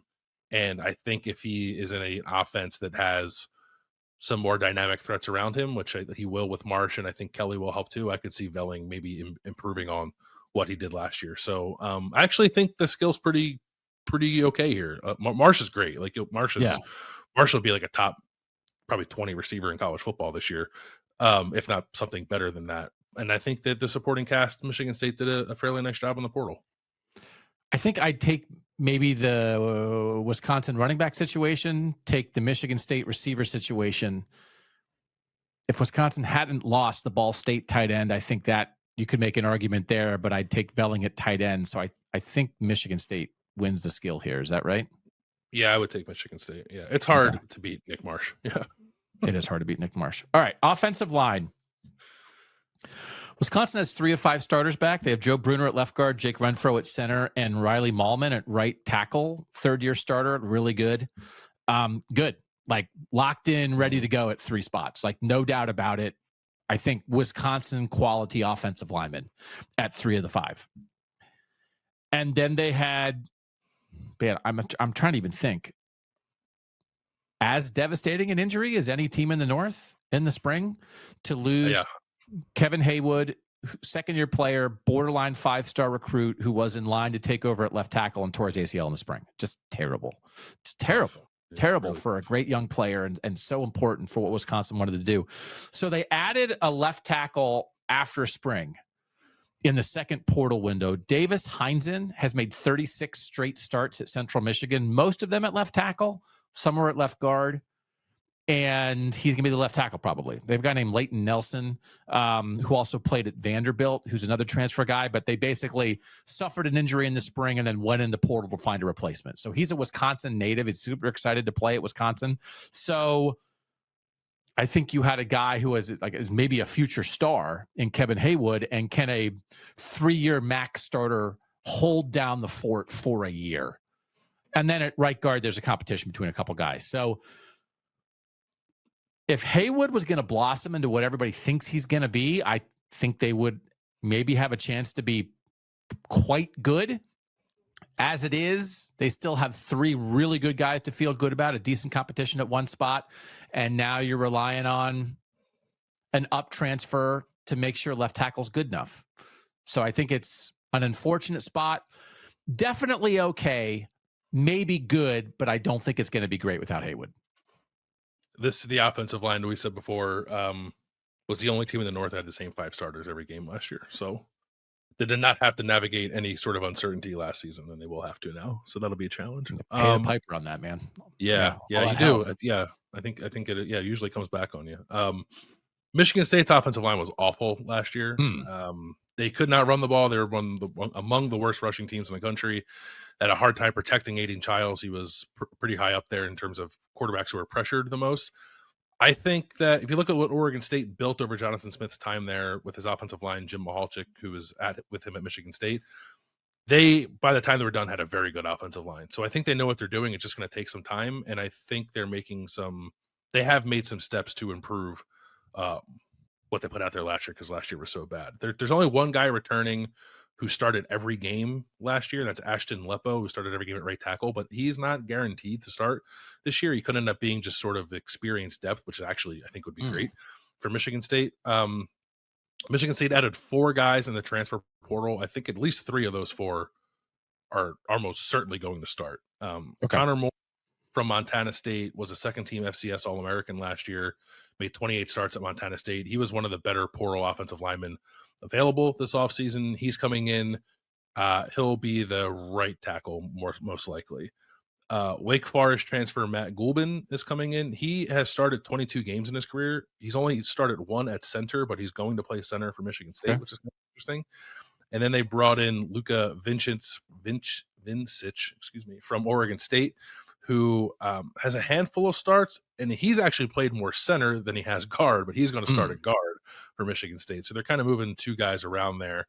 Stanton Ramel's back. He made 8 starts at left tackle last year. He'll be back at left tackle this year. He was a pretty highly rated recruit who may have ended up playing a year early last year, but I think could be better off for it. And maybe he's a guy who's coming into his own. Like he's got some real upside at left tackle. So I think the 2 tackle spots I think are going to be good. And I think center and at least one of the guard spots should be solid. And then they have to figure out the left guard position. Gavin Brocious played some last year. He's back. Christian Phillips played some last year. He's also back. And then they brought in Caleb Carter, who's a transfer from Western Carolina, who was there for 4 years, played 1,200 snaps. He's actually played all 5 offensive line positions. So even if he's a backup, he's a pretty versatile backup. Those 3, Brocious, Phillips, Carter, I think will be the left guard. And that's kind of the only spot that seems like it's up for grabs as Michigan State, approaches training camp. So I think it'll be a better offensive line for sure. Yeah. I don't know what ultimately the ceiling is. They did a nice job last year with Luke Newman as an FCS transfer coming up, and I think they'll do a nice job with Connor Moore. And some of the other transfers they brought in are older and experienced, and I think that developmental curve should be shorter. So I think maybe the best thing you can say about Michigan State's offensive line is that it will probably be a Big Ten caliber offensive line, and it wasn't last year. That's nice. Yeah. So that improvement really matters. Again, I think there's a lot of these teams we talk about where if you just can get to average at a position, that can really create opportunity for you. But I think it's Wisconsin here. With Haywood, it's definitely Wisconsin. I still think it's Wisconsin. I think it's still Wisconsin just because they bring back more continuity. With Haywood, it's a slam dunk, but I'd still leave Wisconsin. Yeah. All right, defensive front 4. This is one of those. I meant to use this Luke Fickell quote earlier, but he was basically talking about the idea that the quarterback injury, as much as I was sort of using it as an excuse for them to start this segment, that it forced them to reevaluate everything about their program. Kind of in a good way, I think Luke Fickell is saying that, like, well, okay, our quarterback got hurt, but also I think his point is, were we going about it the right way anyway? And maybe great quarterback play or good quarterback play would have covered up the things we were doing wrong. So I can't remember the other team that said this, but definitely a lot of discussion at Wisconsin. We need to be bigger and we need to be more physical. And so that's what they're trying to do on the defensive line. They lost 3 defensive transfers to Illinois, including James Thompson, who was like their best defensive tackle 2 years ago and then was hurt all last year, and they really missed him. And then Kurt Neal also transferred to Illinois, and then Leon Lowry, the linebacker, also transferred to Illinois. They have 5 defensive line transfers in. And there's some big dudes, including 6'2", 316-pound defensive tackle Charles Perkins from UT Martin, who is a guy they are relying on. They're going to rely on Javar Suggs from LSU, Also inside, they're going to rely on Parker Peterson from Tulane. It was kind of like a rotational guy at Tulane. It's like, okay, that man, is that where you're trying to find guys? But I think Perkins and Suggs have a chance to be pretty good. Corey Walker from Western Michigan might be the best add as an edge guy on the defensive line, and then Michael Garner from Grambling. And then they bring two guys back, one inside and one at edge. So those are kind of like the 7 guys: Ben Barton inside, Daryl Peterson at edge. Total revamp. Like total revamp up front. And is it going to work? I think there's probably at least 2.5 guys among the portal defensive linemen that you would have reason to believe in. And then linebacker, 2 backups from last year who are ready to step up and play. Christian Aliagor. I don't know if I'm saying it right. Allegro. Now I got to look it up. I typed it wrong. He was actually pretty good last year. He's a former lacrosse recruit that they flipped into football. And he was pretty good in the snaps he played last year. Allegro. And then Tackett Curtis, USC transfer, back up last year, was kind of big when they got him in the portal. He had been a big-time recruit. So have a chance to be pretty decent at linebacker, I think, with their homegrown guys. But their front 7, it's like a revamp. It's just like a complete revamp. And I don't know. I'll be curious to see what the Michigan State situation is, because without context, I'm not exactly sure what to think of this Wisconsin front 7. It's a similar situation at Michigan State, at least on the defensive line. At tackle, Alex Van Sumeren is back. He started every game last year, and then it's like all transfers. They added Grady Kelly from Florida State, who started his career at Colorado State. He's played a lot. I think he's a decent player. I think Van Sumeren and Kelly are probably the starters. 3 more tackles added via the portal. Jalen Satchel.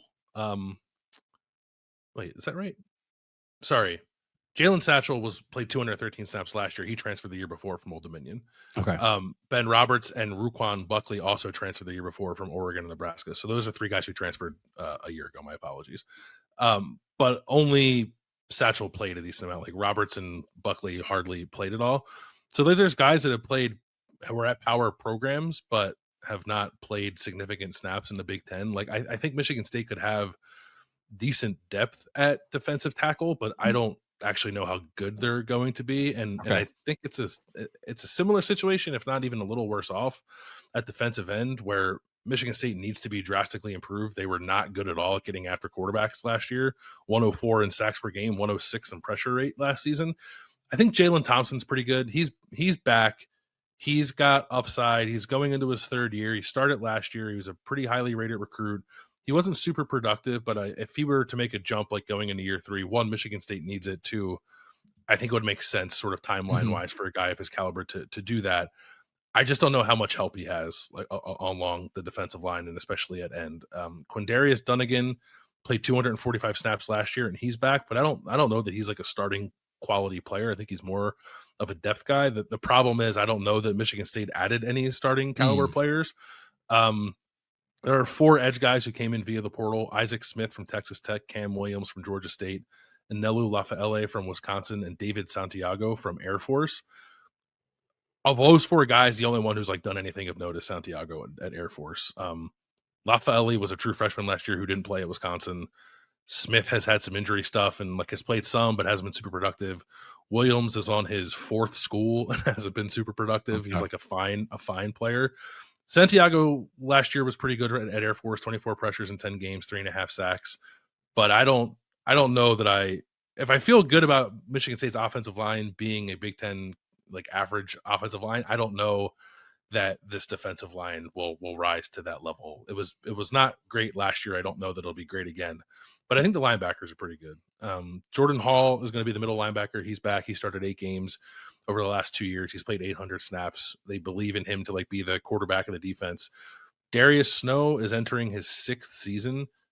He's been held back a lot by injury. He had a nasty leg injury a couple years ago that had him miss an entire season in 2023 or 2022, excuse me. And then he only played 4 games in 2023.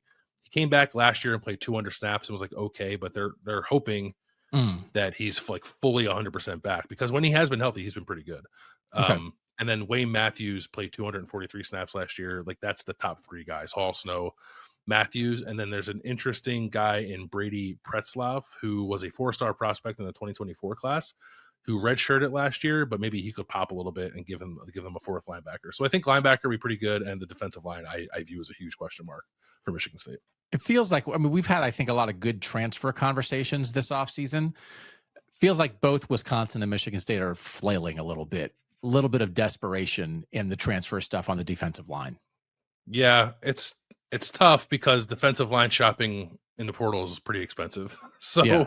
I don't know, especially, and if you're a program like Wisconsin that had to allocate some money toward quarterback, it could be difficult. Although I think, you know, at least if you look at the ratings of some of the guys Wisconsin brought in, a couple of them are pretty good. I think Corey Walker has a chance to be pretty good from Western Michigan. He's like he's a good MAC player. I think based off production and whatever you make of transfer rankings, that Wisconsin did a better job than Michigan State. Okay. I was maybe going to suggest a tie for the front 7, but we could lean Wisconsin. I would probably lean Wisconsin. Okay, let's do that. Secondary, I think Wisconsin's in pretty good shape. They lost Hunter Wohler, who's one of the best safeties in the North, was always in our all-North discussions, but they bring their other 4 starters back in the back end. That includes Ricardo Hallman at corner, one of the best corners in the North, and Nazir Forkorian, who is still in an eligibility fight, I think, but Wisconsin is pretty certain he's going to get his extra year and be there. They were the starting corners last year, and they were pretty good. Their other safety besides Waller is back. That's Preston Zachman. Really good PFF. I think he's a very good player. And then Austin Brown was their slot corner last year, but it seems like he's going to move to safety. And then they added a transfer from Jacksonville State, Gamir Latimer, who had a good spring reportedly and looks like he's going to be the slot corner. So I think it's a good secondary. They have a couple young guys who could be in the mix as well. But I think they have a chance to have a pretty good starting 5 on the back end. And Hallman's really a guy you can build a secondary around, I think. Yeah, Ricardo Hallman is a really good corner. I don't think Michigan State is positioned quite as well. 2 tough blows for Michigan State in the offseason. Charles Brantley, good cornerback, transferred to Miami. I think after the season. That sucks. And then after spring ball, Dylan Tatum, who was injured last year, didn't play a ton, but like a super versatile defensive back who was going to play a lot and like be the starting nickel, but like move around a little bit. He transferred after spring practice and he went to Northwestern, which is like kind of a weird move. He is reuniting with who was the old DB's coach at Michigan State? Harlan Barnett. Thank you. He's at Northwestern now, so okay. I'm assuming that's why Dylan Tatum decided to go there. But that's a huge loss too. A lot of portal additions. I think there's 7 total in the secondary that Michigan State added. Chance Rucker is coming back. He started some in 2023. He missed most of last year with an injury, but I think he'll be one of the starting corners. I think the other starting corner will probably be Joshua Eaton. He's a big dude. He's 6'1". That's a theme. Like a lot of the defensive backs Michigan State added are big. There's a couple of 6'2" corners, 6'1" corner. Eaton started his career at Oklahoma, then started 19 games over the last 2 years at Texas State. Solid player, like wasn't like an all conference kind of player, but a solid starter. I think he'll be the other starting cornerback. Another guy they added there, Malcolm Bell from UConn, as a 5th-year guy who's made 20 career starts. They just added the other day a JUCO guy who was a former JUCO All-American, who I think is originally from Michigan, but has bounced around a couple different JUCO programs. Anthony, I think it's Panache, maybe? I don't know. Ooh, Panache sounds like a good way to say Panache? It. Yeah, I like Panache. So basically one like quasi returning starter at corner and a bunch of portal guys who I think are fine, but there's not like a stud among that group. They do have 2 starting safeties returning. Nakai Martinez, who transferred last year from UCF and then started every game. He played the most snaps of anybody on the defense and was pretty good. He's back. Malik Spencer is the other safety. Between the 2 of them, those guys have made 42 career starts. So that's a lot of experience there, and they're both pretty solid players. And then they got to figure out the nickel position after Tatum left. Other transfers there, Dontavius Nash from East Carolina, Devin Cromwell from Texas Tech, Tracy Revels from Bowling Green, all added after spring ball. the replacement at nickel comes from that group. Who it's going to be, I'm not entirely sure. It doesn't seem like they're sure yet. Revels from Bowling Green has the most experience of all those guys. And then there's another guy who was already on the roster, a younger guy, Jeremiah Hughes, who played his freshman year at LSU in 2023, then transferred to Michigan State and played some last year. He could be an in-house option at nickel, but it's not great. Like, I think safety will be fine, but the two corner spots and the nickel position are very much question marks. All right. It's Wisconsin. It's Wisconsin. Yeah. Okay. Coaching. I think we've talked a lot about Luke Fickell. I do want to say, obviously, the move from Phil Longo to Jeff Grimes, again, is a huge offensive coordinator hire in the offseason. It feels like there were a million of them in the North this year, where we really have a lot of offensive coordinators, whether it's Jason Beck at Utah or Chip Lindsey at Michigan or Jeff Grimes at Wisconsin, Brian Hartline at Ohio State. Just a lot of guys that are very integral to the success of their team. I do want to talk a little bit. So I don't know. It felt like I think Grimes was fine, but maybe not at the top of the list of the best hires. And it felt like Kansas was kind of fine losing him. So I don't know. It's obviously a huge philosophical shift. It should be fine. But defensively, Mike Tressel has been the defensive coordinator for Luke Fickell for a while. I just want to point out, for instance, just so people remember, Marcus Freeman was not the defensive coordinator for Cincinnati when they made the playoff. Mike Tressel was. 2020 was Marcus Freeman's last year at Cincinnati. Then he got hired at Notre Dame. In 2020, Cincinnati had the 5th ranked defense in the Brian Fremeau Index. 2021, when they make the playoff, they're the 10th ranked defense. 2022, they lose all those guys, Sauce Gardner, Kobe Bryant, all these guys. They have the 35th ranked defense. That's Mike Tressel at Cincinnati. Wisconsin's defense, the last 2 years, they were 36th in the Fremeau Index last year, which is pretty solid, 32nd the year before. But previous to that, when Jim Leonard was a defensive coordinator at Wisconsin, here were their defensive ranks: 23rd, 3rd, 2nd, 10th, 34th, and 5th. So for all the things of like the philosophical shift offensively, Wisconsin had a banger defense for a while. And they've just had an okay defense the past couple of years. Now, some of that might be related to, well, if you run the ball and you work the clock and it sets up your defense to succeed better and all those things, which is probably what they want to get back to. Which leads me back to like Jim Leonard as an assistant for the Denver Broncos, and I think is just walking at the Wisconsin schedule and waiting for them to call. Like, so that is like Jim Leonard, who, by the way, had a better winning percentage in his short stint as an interim coach than Luke Fickell does in 2 years. And Jim Leonard, who apparently had plenty of interest from college football teams to be their defensive coordinator, and he decided to stay in the NFL with the Broncos. And I just wonder if he's waiting. It's like, I don't want to be a defensive coordinator anymore. I want to be the head coach at Wisconsin. And I don't know if he's mad that Chris McIntosh, the AD, didn't hire him when he was the interim after taking over for Paul Chryst, and they went to Luke Fickell. And I understand the swing that Wisconsin took, but their defense has been at least statistically excellent. And also, you watch them play. They play like a good Big Ten style of defense, and now they're kind of mid. They're not bad. But as we talk about the coaching, I just wanted to note that because they had a run, Dave Aranda, Chris Ash to Dave Aranda to Justin Wilcox for a year before he got the Cal head coaching job to Jim Leonard. They had a run of kind of exceptional defensive coordinators, honestly, right? And I don't know that they have an exceptional defensive coordinator right now. So I don't think they do. I mean, well, and Luke Fickell might tell you that he's a defensive coordinator at the end of the day, but does that serve him well? Like, I don't know. I don't know. So anyway, we haven't talked as much about the Michigan State coaches. Yeah, I'm still in on Jonathan Smith as a coach, as a program builder. I think I've said not that long ago on a show, I may be slightly worried about Michigan State's patience to let Jonathan Smith build it, just because there's such a sense of urgency with everything now. I think if Smith gets time, gets runway, he'll get Michigan State to where it wants to go. And I think Michigan State can take a step this year. So they went 5-7 last year. I don't know if this would factor or would fall under more of intangibles or not, but I did look up like previous Michigan State coaches. The previous two had nice jumps in year two. D'Antonio went from 7-6 to 9-4, which is not a huge jump, but he flipped his Big Ten record from 3-5 to 6-2 from year one to year two. Mel Tucker went from 2-5 to 11-2, which is obviously a huge jump. And Jonathan Smith at Oregon State in his first year was 2-10. In his second year, he was 5-7. And he improved his conference record from 1-8 to 4-5. So I would be putting some stock into that. I think that he's got Brian Lindgren still as his OC. They've been together a long time. I like the hire they made of Joe Rossi, taking him from Minnesota last year to be their defensive coordinator.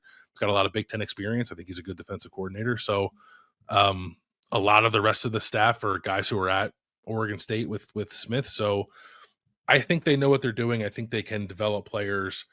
I think their track record at Oregon State, which is a really tough place to win, is pretty impressive, and they just need time to get it right. But even like 5-7 last year, in my opinion, is like not terrible considering what they inherited. A team that fired its coach in September and was coming off of back-to-back losing seasons. Like, they had another losing season, but I don't think that is unreasonable given the situation that Jonathan Smith was hired to turn around. This is maybe as we move into the intangibles conversation, but it feels like the heat is cranked up at Luke Fickell's 1 year ahead of Jonathan Smith in the cycle, but it feels like the heat at Wisconsin is cranked up much more significantly than Michigan State. Yes. Oh yeah. Yeah. I don't know that there's heat on Jonathan Smith. Yeah. I think there's more like excitement of like, let's see what year 2 looks like. So which coaching staff would you take? I might take Michigan State. I think I would take Michigan State. Yeah, I think I would take Michigan State. I'm not out on Luke Fickell. I'm not. I think Luke Fickell is a good coach. I have no doubt that Luke Fickell is a good coach. He might be in a losing situation that he can't get out of, and he's going to have to find his footing somewhere else. That's possible. And like, we aren't close to Jonathan Smith on that. There's no reason to doubt Jonathan Smith. There is some reason to doubt Luke Fickell, even though I totally got what they did with trying to take a swing offensively. It bombed. It failed, and it set back the entire program in a very significant way. And so he's got to dig out of that. He dug the hole himself. Jonathan Smith hasn't dug a hole yet. And then the Jeff Grimes hire, there's so much on this, and it's not quite like hiring Andy Kotelnicki, right? Or some of the like offensive coordinator hires of recent years that you were like, wow, that's transformative. So I think we take Michigan State for the coaches. And then for the intangibles and the schedule, I do just think like the heat here is real for Wisconsin. And then also their schedule is just redonkulous. And crazy. So I looked at the FanDuel odds to win the Big Ten. There are 10 Big Ten teams who have odds of 65-1 or lower to win the Big Ten. So there's like sort of 10 teams who are the top half of the Big Ten. And then there are 8 teams whose odds to win the Big Ten are 120-1 or worse. Okay. So there's a pretty clear dividing line, the top half and the bottom half. Wisconsin is one of the 8 teams in the bottom half. So the other 7 teams in the bottom half, they play 2. Of the 10 teams in the top half, they play 7. And the SP Plus ratings that just came out, the most updated ones, right, from Bill Connolly at ESPN a couple weeks ago, they play the number 1 team, which is Ohio State. They play the number 2 team, which is Alabama. They play the number 7 team, which is Oregon. They play the number 10 team, which is Michigan. They play the number 19 team, which is Illinois. They play the number 23 team, which is Indiana. And they play the number 28 team, which is Iowa. So they are 37th in those ratings, and they play 7 teams who are ranked in the top 28. And I also want to say they open on a Thursday night on August 28th at home at 9 p.m. against Miami of Ohio, which is a MAC contender and will be quarterbacked by DeQuan Finn, former MAC superstar at Toledo, who transferred to Baylor and it didn't work out and he came back. It is a do or die game for Wisconsin. If Wisconsin loses at home, love that. If they lose at home to DeQuan Finn, who has played big time teams before and looked awesome, if they lose at home to Miami of Ohio to open the season, it's over. And then even if they beat Miami of Ohio, it's Miami of Ohio, Middle Tennessee State, at Alabama in the first 3 weeks. Then it's Maryland, bye week, and then this stretch of 4 straight games at Michigan, Iowa, Ohio State, at Oregon. It is crazy. And then they have a bye. Only losing to really good teams, they could be 3-5 and on a 4-game losing streak going into their second bye. And I would not want to be Luke Fickell. I would not want to answer the phone that week if that's the case. And if that's 2-6 and on a 4-game losing streak going into the second bye, I think it's over. If you had, if you had to guess right now, is Luke Fickell employed on Halloween?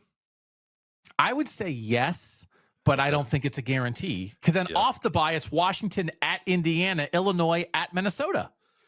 Like they don't have. There's no let up. There's no gimmies. Please get October. Yeah. There's no gimmies, man. So it's just like, now we're done with Oregon and Ohio State. So now we can play Kurt Signetti and Brett Bielema. Great. Yeah.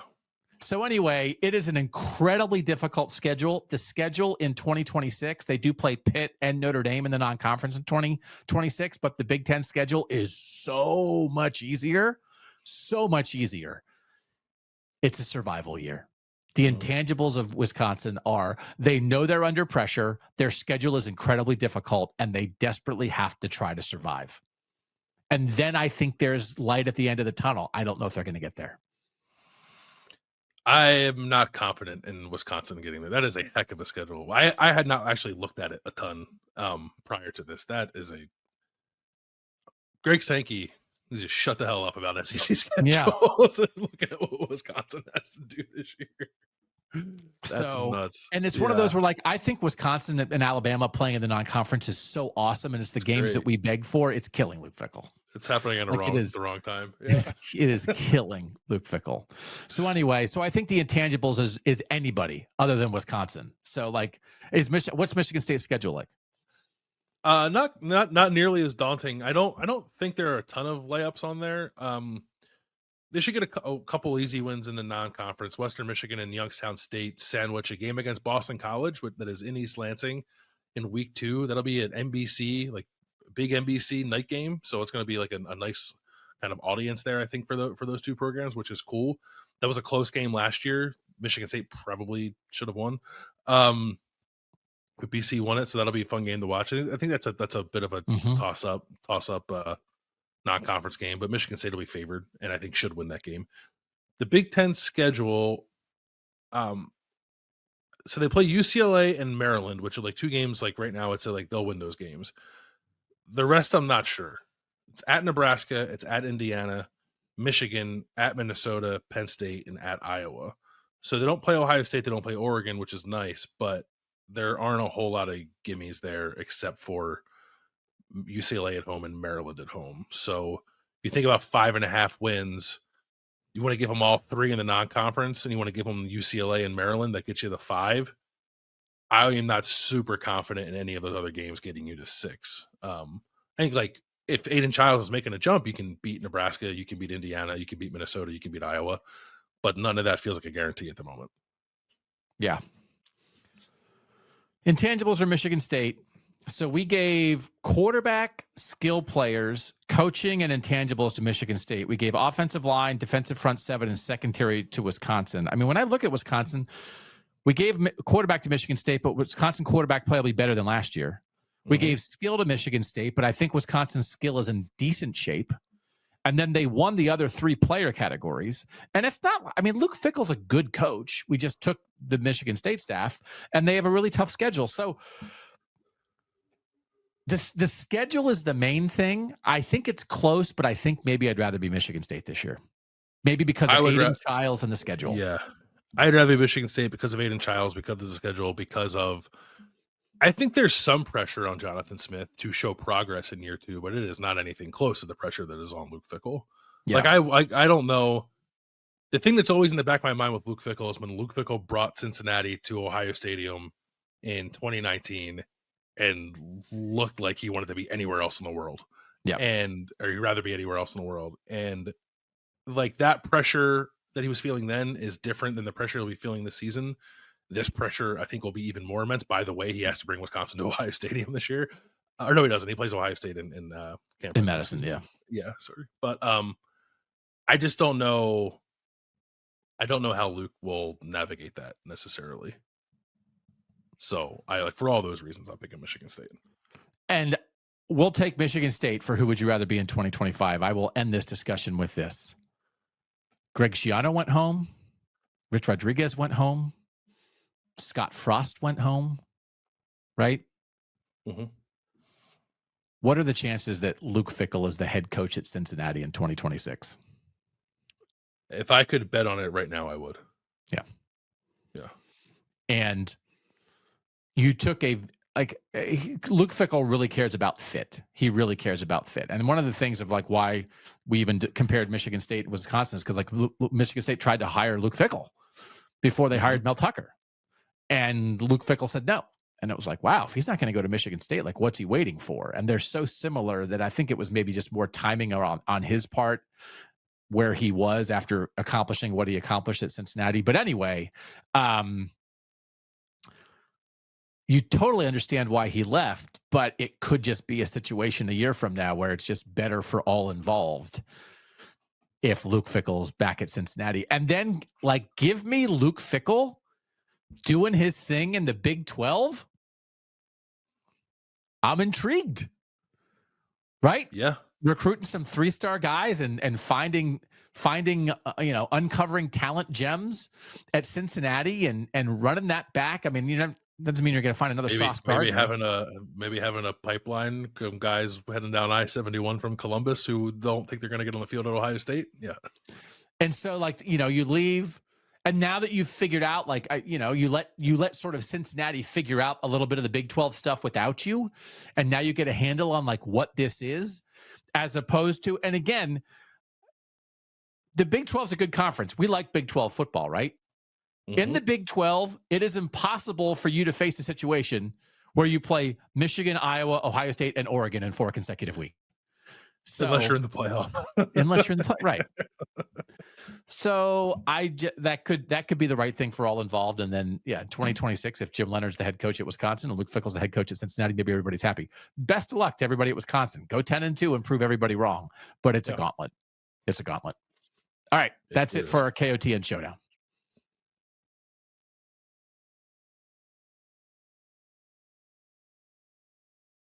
This episode of Kings of the North. Thanks to everybody for being here. Thanks to our producer, Mike Urostowski. As always, we will be back on Wednesday. Landis will be here live once again. Playoff picks, Pitt versus Boston College, KOTN Showdown on Wednesday, and what you're watching, what you're eating, what you're thinking. So we appreciate you guys, as always, for making this show what it is. We'd be nothing without you. If you want to tell a friend, give a like, drop a review, we'll take all of that. For now, I'm Doug Lesmerises, and that was Kings of the North.